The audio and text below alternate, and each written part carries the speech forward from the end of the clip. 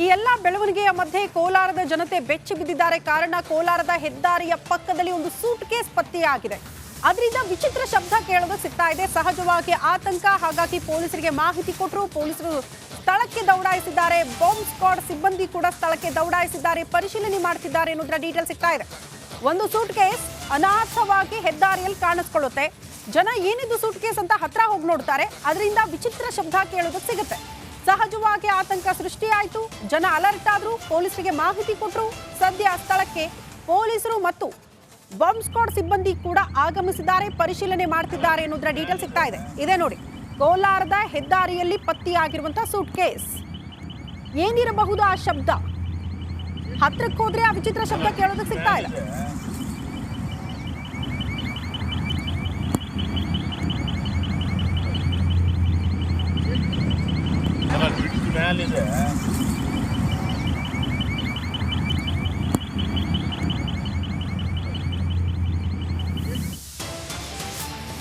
ಮತ್ತೊಂದು ಅಪ್ಡೇಟ್ ಲಭ್ಯವಾಗ್ತಾ ಇದೆ. ಬೆಂಗಳೂರಿನ ತಂಡಕ್ಕಾಗಿ ಅಧಿಕಾರಿಗಳು ಕಾಯ್ತಿದ್ದಾರಂತೆ. ಬೆಂಗಳೂರಿನಿಂದ ಒಂದು ಟೀಮ್ ಹೋಗಬೇಕು. ಕ್ರೌನ್ ಕಂಪನಿಗೆ ಸೇರಿರುವ ಸೂಟ್ ಕೇಸ್ಗೆ 2 ಲಾಕ್ ಮತ್ತು ಫಿಂಗರ್ ಸ್ಕ್ಯಾನರ್ ಕೂಡ ಅಳವಡಿಸಲಾಗಿದೆ ಅನ್ನೋದ್ರ ಬಗ್ಗೆ ಮಾಹಿತಿ ಸಿಗ್ತಾ ಇದೆ. ಬೆಂಗಳೂರಿನಿಂದ ಬಾಂಬ್ ನಿಷ್ಕ್ರಿಯ ದಳದ ಸಿಬ್ಬಂದಿ ಹೊರಟಿದ್ದಾರೆ. ಅವರು ಹೋದ ಮೇಲೆಯೇ ಆ ಸೂಟ್ ಕೇಸ್ ಓಪನ್ ಆಗಬೇಕು. ಅದರಲ್ಲಿ ಏನಿದೆ ಅನ್ನೋದನ್ನ ಪತ್ತೆ ಮಾಡಬೇಕಾಗಿದೆ. ಹಾಗಾಗಿ ಅಧಿಕಾರಿಗಳು ಕಾಯ್ತಿದ್ದಾರೆ. ಬೆಂಗಳೂರಿನಿಂದ ಟೀಮ್ ಬರಬೇಕು ಅನ್ನೋ ಕಾರಣಕ್ಕೆ ಕ್ರೌನ್ ಕಂಪನಿಗೆ ಸೇರಿರುವ ಸೂಟ್ ಕೇಸ್ ಅಂತ ಹೇಳಲಾಗ್ತಾ ಇದೆ. ಬಟ್ ಏನಿರಬಹುದು? ಅಂತಹ ವಿಚಿತ್ರ ಶಬ್ದ ಬರುವಂತಹ ಐಟಮ್ ಏನಿರಬಹುದು? ಸಹಜವಾಗಿ ಆತಂಕ ಇದೆ. ದೃಶ್ಯ ಗಮನಿಸ್ತಾ ಇದ್ದೀವಿ. ಸ್ಥಳೀಯ ಪೊಲೀಸರು ಸ್ಥಳಕ್ಕಾಗಮಿಸಿರುವಂತಹ ದೃಶ್ಯ. ಬಂದಿದ್ದಾರೆ, ಪರಿಶೀಲನೆ ಮಾಡ್ತಿದ್ದಾರೆ. ಬಟ್ ಒಂದು ಸ್ಪೆಷಲ್ ಟೀಮ್ ಅಂತ ಬೇಕಲ್ಲ, ಅದನ್ನ ಓಪನ್ ಮಾಡಿ ಅದರಲ್ಲಿ ಏನಿದೆ ಅದನ್ನ ಪತ್ತೆ ಮಾಡೋದಕ್ಕೆ ಒಂದು ಸ್ಪೆಷಲ್ ಟೀಮ್ ಬೇಕು. ಬಾಂಬ್ ನಿಷ್ಕ್ರಿಯ ದಳದ ಸಿಬ್ಬಂದಿ.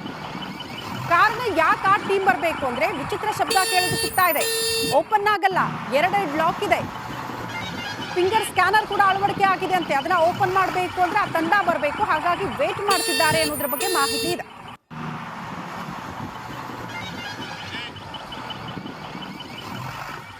ರಾಜ್ಯದಲ್ಲಿ ವಿಧ್ವಂಸಕ ಕೃತ್ಯಗಳು ಹೆಚ್ಚಾಗ್ತಾ ಇರುವಂತ ಜನರು ಸಹ ಒಂದು ರೀತಿ ಆತಂಕಕಾರಿ ಬೆಳವಣಿಗೆ ಪ್ರಾರಂಭ ಆಗ್ತಾ ಇರುವಂತದ್ದು. ಅದರಲ್ಲೂ ಸಹ ಕೋಲಾರದಲ್ಲೂ ಸಹ ಇವತ್ತು ಅದೇ ರೀತಿಯ ವಾತಾವರಣ ಸೃಷ್ಟಿಯಾಗಿರುವಂತದ್ದು.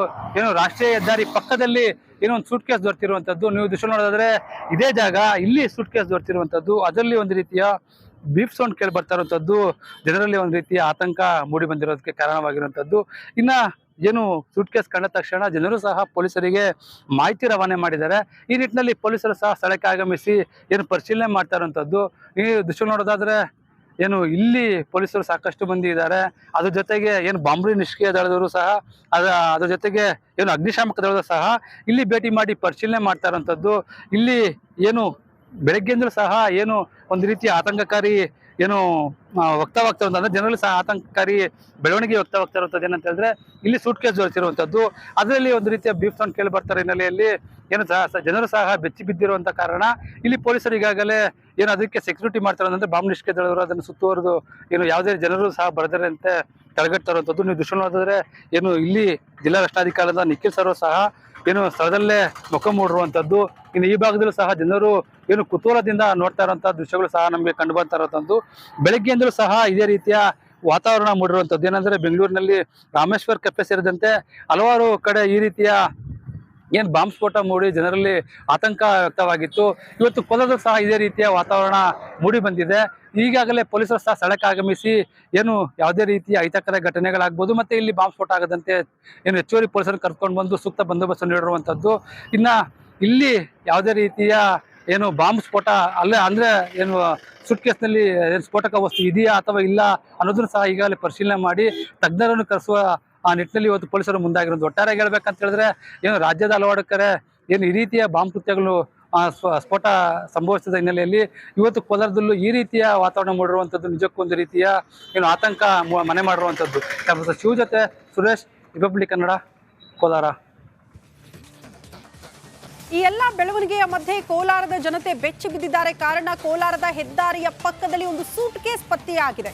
ಅದರಿಂದ ವಿಚಿತ್ರ ಶಬ್ದ ಕೇಳೋದು ಸಿಗ್ತಾ ಇದೆ. ಸಹಜವಾಗಿ ಆತಂಕ. ಹಾಗಾಗಿ ಪೊಲೀಸರಿಗೆ ಮಾಹಿತಿ ಕೊಟ್ಟರು. ಪೊಲೀಸರು ಸ್ಥಳಕ್ಕೆ ದೌಡಾಯಿಸಿದ್ದಾರೆ. ಬಾಂಬ್ ಸ್ಕ್ವಾಡ್ ಸಿಬ್ಬಂದಿ ಕೂಡ ಸ್ಥಳಕ್ಕೆ ದೌಡಾಯಿಸಿದ್ದಾರೆ. ಪರಿಶೀಲನೆ ಮಾಡ್ತಿದ್ದಾರೆ ಅನ್ನೋದ್ರ ಡೀಟೇಲ್ ಸಿಗ್ತಾ ಇದೆ.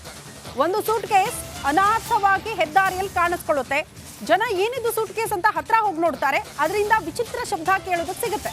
ಸಹಜವಾಗಿ ಆತಂಕ ಸೃಷ್ಟಿಯಾಯಿತು. ಜನ ಅಲರ್ಟ್ ಆದ್ರು, ಪೊಲೀಸರಿಗೆ ಮಾಹಿತಿ ಕೊಟ್ಟರು. ಸದ್ಯ ಸ್ಥಳಕ್ಕೆ ಪೊಲೀಸರು ಮತ್ತು ಬಾಂಬ್ ಸ್ಕ್ವಾಡ್ ಸಿಬ್ಬಂದಿ ಕೂಡ ಆಗಮಿಸಿದ್ದಾರೆ, ಪರಿಶೀಲನೆ ಮಾಡ್ತಿದ್ದಾರೆ ಅನ್ನೋದ್ರ ಡೀಟೇಲ್ ಸಿಗ್ತಾ ಇದೆ. ಇದೇ ನೋಡಿ, ಕೋಲಾರದ ಹೆದ್ದಾರಿಯಲ್ಲಿ ಪತ್ತೆಯಾಗಿರುವಂತಹ ಸೂಟ್ ಕೇಸ್. ಏನಿರಬಹುದು ಆ ಶಬ್ದ? ಹತ್ರಕ್ಕೆ ಹೋದ್ರೆ ಆ ವಿಚಿತ್ರ ಶಬ್ದ ಕೇಳೋದಕ್ಕೆ ಸಿಗ್ತಾ ಇಲ್ಲ.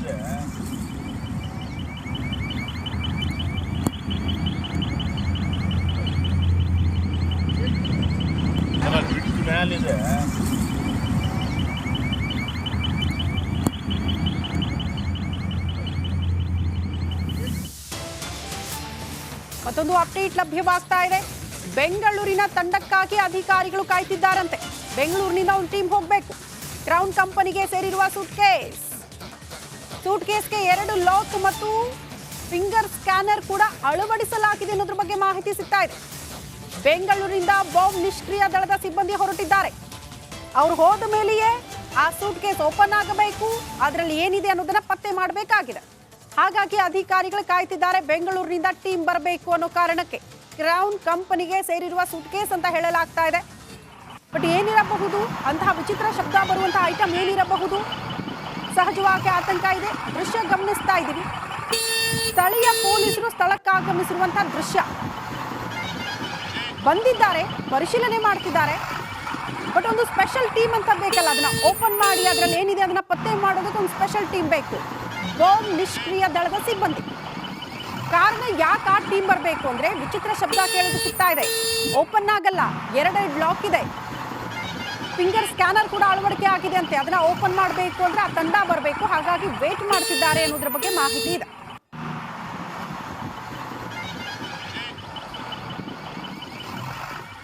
ರಾಜ್ಯದಲ್ಲಿ ವಿಧ್ವಂಸಕ ಕೃತ್ಯಗಳು ಹೆಚ್ಚಾಗ್ತಾ ಇರುವಂತ ಜನರು ಸಹ ಒಂದು ರೀತಿ ಆತಂಕಕಾರಿ ಬೆಳವಣಿಗೆ ಪ್ರಾರಂಭ ಆಗ್ತಾ ಇರುವಂತದ್ದು. ಅದರಲ್ಲೂ ಸಹ ಕೋಲಾರದಲ್ಲೂ ಸಹ ಇವತ್ತು ಅದೇ ರೀತಿಯ ವಾತಾವರಣ ಸೃಷ್ಟಿಯಾಗಿರುವಂತದ್ದು.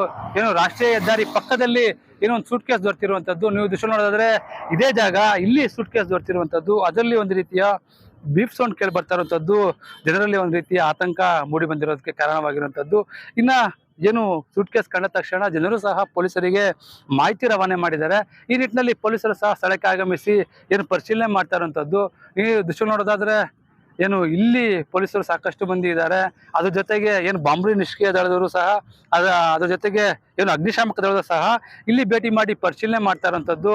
ಇಲ್ಲಿ ಏನು ಬೆಳಗ್ಗೆಂದ್ರೂ ಸಹ ಏನು ಒಂದು ರೀತಿಯ ಆತಂಕಕಾರಿ ಏನು ವ್ಯಕ್ತವಾಗ್ತಾ ಇರುವಂತ ಅಂದ್ರೆ ಜನರಲ್ಲಿ ಸಹ ಆತಂಕಕಾರಿ ಬೆಳವಣಿಗೆ ವ್ಯಕ್ತವಾಗ್ತಾ ಇರುವಂತದ್ದು. ಏನಂತ ಹೇಳಿದ್ರೆ ಇಲ್ಲಿ ಸೂಟ್ ಕೇಸ್ ದೊರೆತಿರುವಂತದ್ದು. ಅದರಲ್ಲಿ ಒಂದು ರೀತಿಯ ಬೀಪ್ ಸೌಂಡ್ ಕೇಳಿ ಬರ್ತಾರೆ ಹಿನ್ನೆಲೆಯಲ್ಲಿ ಏನು ಜನರು ಸಹ ಬೆಚ್ಚಿ ಬಿದ್ದಿರುವಂತ ಕಾರಣ ಇಲ್ಲಿ ಪೊಲೀಸರು ಈಗಾಗಲೇ ಏನು ಅದಕ್ಕೆ ಸೆಕ್ಯೂರಿಟಿ ಮಾಡ್ತಾರೆ ಅಂದ್ರೆ ಬಾಂಬ್ ನಿಷ್ಕ್ರಿಯ ದಳದವರು ಅದನ್ನು ಸುತ್ತುವರೆದು ಏನು ಯಾವುದೇ ಜನರು ಸಹ ಬರದರಂತೆ ತಡೆಗಟ್ತಾ ಇರುವಂತದ್ದು. ನೀವು ದೃಶ್ಯ ನೋಡಿದ್ರೆ ಏನು ಇಲ್ಲಿ ಜಿಲ್ಲಾ ರಕ್ಷಣಾಧಿಕಾರಿಯಾದ ನಿಖಿಲ್ ಸರ್ ಸಹ ಏನು ಸ್ಥಳದಲ್ಲೇ ಮುಖ ಮೂಡಿರುವಂತದ್ದು. ಇನ್ನು ಈ ಭಾಗದಲ್ಲೂ ಸಹ ಜನರು ಏನು ಕುತೂಹಲದಿಂದ ನೋಡ್ತಾ ಇರುವಂತಹ ದೃಶ್ಯಗಳು ಸಹ ನಮಗೆ ಕಂಡು ಬರ್ತಾ ಇರುವಂತದ್ದು. ಬೆಳಗ್ಗೆಯಿಂದಲೂ ಸಹ ಇದೇ ರೀತಿಯ ವಾತಾವರಣ ಮೂಡಿರುವಂತದ್ದು. ಏನಂದ್ರೆ ಬೆಂಗಳೂರಿನಲ್ಲಿ ರಾಮೇಶ್ವರ್ ಕೆಫೆ ಸೇರಿದಂತೆ ಹಲವಾರು ಕಡೆ ಈ ರೀತಿಯ ಏನು ಬಾಂಬ್ ಸ್ಫೋಟ ಮೂಡಿ ಜನರಲ್ಲಿ ಆತಂಕ ವ್ಯಕ್ತವಾಗಿತ್ತು. ಇವತ್ತು ಕೋಲಾರದಲ್ಲೂ ಸಹ ಇದೇ ರೀತಿಯ ವಾತಾವರಣ ಮೂಡಿ ಬಂದಿದೆ. ಈಗಾಗಲೇ ಪೊಲೀಸರು ಸಹ ಸ್ಥಳಕ್ಕೆ ಆಗಮಿಸಿ ಏನು ಯಾವುದೇ ರೀತಿಯ ಅಹಿತಕರ ಘಟನೆಗಳಾಗ್ಬೋದು ಮತ್ತೆ ಇಲ್ಲಿ ಬಾಂಬ್ ಸ್ಫೋಟ ಆಗದಂತೆ ಏನು ಹೆಚ್ಚುವರಿ ಪೊಲೀಸರು ಕರ್ಕೊಂಡು ಬಂದು ಸೂಕ್ತ ಬಂದೋಬಸ್ತ್ ನೀಡಿರುವಂತದ್ದು.